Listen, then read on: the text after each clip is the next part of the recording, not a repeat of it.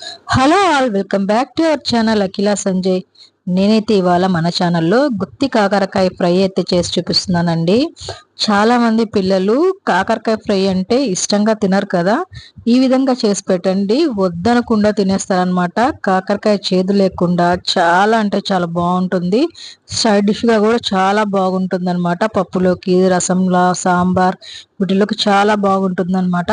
నేనైతే ఈ సైజు కాకరకాయలు అయితే తీసుకున్నానండి. గుత్తి కాకరకాయకి అయితే ఈ సైజు కాకరకాయలు అయితే చాలా బాగుంటాయి అన్నమాట. ప్లీజ్ ఫస్ట్ టైం ఎవరైతే మన ఛానల్ చూస్తున్నారో ప్లీజ్ సబ్స్క్రైబ్ చేసి, లైక్ చేసి, షేర్ చేయండి. మీరు వేసే ఒక లైక్ వల్ల నా వీడియోస్ చాలా మందికి రికమెండ్ అవుతాయి అన్నమాట. ఫస్ట్ అయితే పైన చెక్క అంతా గీరేసుకొని ఈ విధంగా కాట్లు అయితే పెట్టుకోవాలండి. మనం గుత్తి వంకాయకి ఎలాగైతే కాట్లు పెట్టుకుంటామో ఆ విధంగా కాట్లు పెట్టేసుకొని, ఒకవేళ కాయ ముదురుంటే లోపల గింజలు అయితే తీసేయండి, లేకుంటే లేతగా ఉంటే అలాగే విధంగానే పెట్టేసుకోండి. నాకైతే 4-5 కాయలు ముదిరాయి, వాటిలో గింజలు అయితే తీసేసానమాట. తర్వాత ఈ విధంగా సాల్ట్ వేసుకొని బాగా కలిపేసుకుందాము. చూడండి, లోపల వరకు ఉప్పు అనేది పోవాలన్నమాట. అప్పుడే మనకి కాయలో ఉన్న చేదు దిగుతుంది కిందకి, లేకుంటే చేదు ఉంటుందన్నమాట. దీన్ని ఈ విధంగా రుద్దాక ఒక అర్ధ గంట సేపు నాననిద్దాము. అప్పుడు అందులో నుంచి చేదు వాటర్ అయితే దిగుతుంది.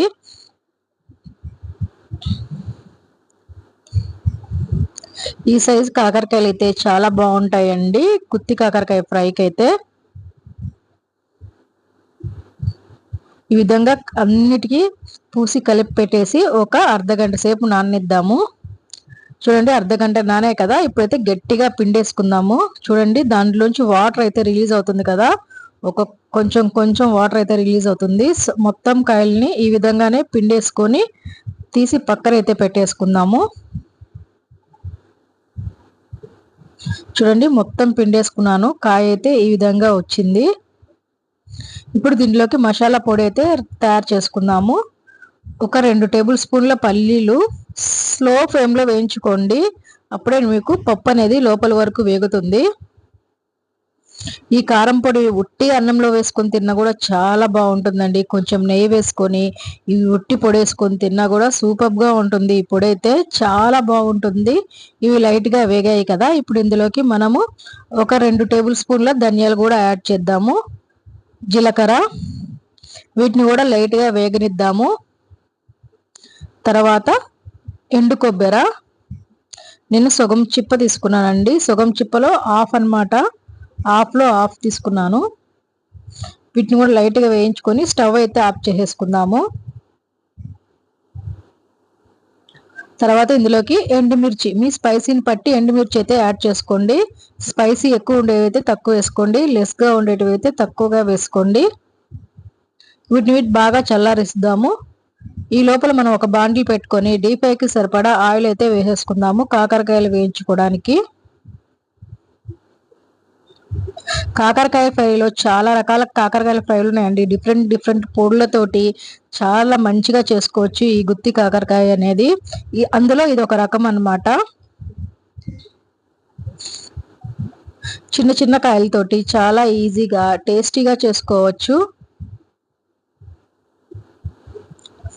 చూడండి, ఈ విధంగా అయితే వేపేసుకుందాము మనం కాకరకాయలు అయితే.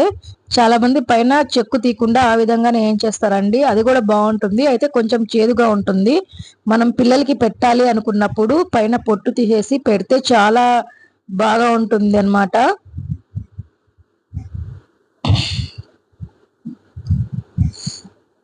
వీటిని ఒక సైడ్ మంచిగా వేయించుకుందాము. ఇటు తిప్పుకుంటూ మళ్ళీ రెండో సైడ్ కూడా వేయించేసుకుందాము. నిదానంగా వేయించుకోవాలి.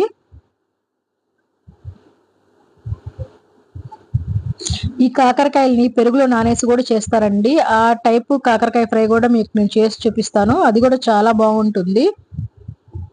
మనం ఈ కాకరకాయ వేకేలోగా మనం వేయించుకున్నాం కదండి, అవి అయితే గ్రైండ్ చేసుకుందాము. ఫస్ట్ అయితే ఎండుమిర్చి తీసుకొని గ్రైండ్ చేస్తున్నాను. చూడండి, ఈ విధంగా బరకగా గ్రైండ్ చేసుకోవాలి.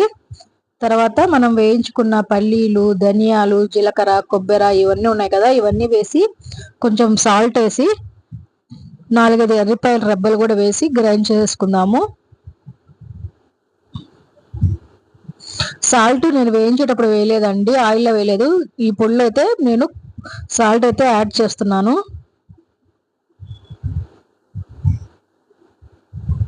చూడండి ఈ విధంగా బరక బరకగా గ్రైండ్ చేసుకోవాలి, మరీ మెత్తగా ఏం కాదు, బరక బరకగా గ్రైండ్ చేసుకోవాలన్నమాట.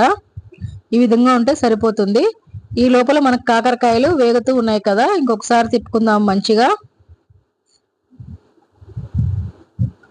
ఇది నేను పప్పుకి సైడ్ డిష్ గా చేశాను. ఈ కాకరకాయ ఫ్రై అనేది చాలా బాగా మంచిగా కుదిరిందండి. అసలు ఇది బయట పెడితే 2 వారాలైనా చెడిపోదన్నమాట, అంత బాగుంటుంది. ఎందుకంటే మనం కాకరకాయ అనేది డీప్ ఫ్రై చేస్తున్నాం కాబట్టి మనం బయట పెట్టినా చెడిపోదు. కానీ నేను 1/2 కిలో కాకరకాయలతోనే చేశాను కాబట్టి ఇది మాకు ఒక్క పూటకే సరిపోతుంది. ఇంకా మంచిగా వేగిద్దాము దీన్ని. లైట్ గోల్డెన్ బ్రౌన్ కలర్ వరకు రావాలన్నమాట.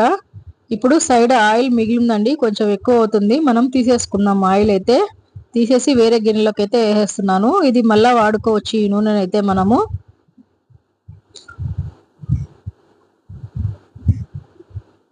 చూడండి ఈ మైన అయితే సరిపోతుంది మనకి.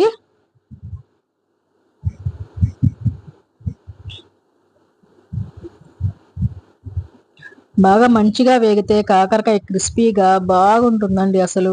ఇప్పుడు మనం గ్రైండ్ చేసుకున్న పౌడర్ అంతా ఇందులోకి అయితే యాడ్ చేసేస్తున్నాను. చూడండి మొత్తం పౌడర్ అయితే వేస్తున్నాను అనమాట. దీన్ని మంచిగా ఫ్రై చేసేసుకుందాము. ఇప్పుడు కాకరకాయలకి కోట్ అయ్యేటట్టు మంచిగా అయితే వేయించేసుకుందాము. ప్లీజ్ అండి, ఫస్ట్ టైం ఎవరైతే మన ఛానల్ చూస్తున్నారో సబ్స్క్రైబ్ చేయండి, లైక్ చేయండి, షేర్ చేయండి. ఇలాంటి మంచి మంచి వంటకాలు మీకు ఎన్నో పరిచయం చేస్తాను. నచ్చితే మీ ఫ్రెండ్స్కి కూడా ఫార్వర్డ్ చేయండి. మీరు వేసే ఒక లైక్ వల్ల నా వీడియోస్ చాలా మందికి రికమెండ్ అవుతాయండి. ప్లీజ్ ఒక లైక్ అయితే ఖచ్చితంగా వేయండి.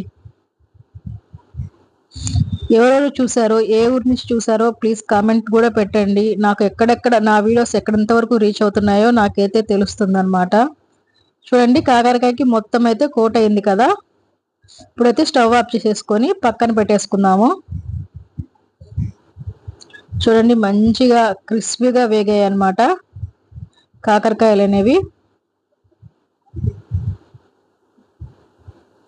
చూడండి ఎంత మంచిగా వేగిపోయాయో కదా, గోల్డెన్ బ్రౌన్ కలర్ లో మంచి టేస్ట్ తో మంచి స్మెల్ తోటి. అసలు ఇల్లంతా మంచి స్మెల్ అండి. కాకరకాయ ఈ పొడి వల్ల కాకరకాయకి మంచి టేస్ట్ అయితే వస్తుంది. చూడండి చాలా మంచిగా కుక్ అయిపోయింది.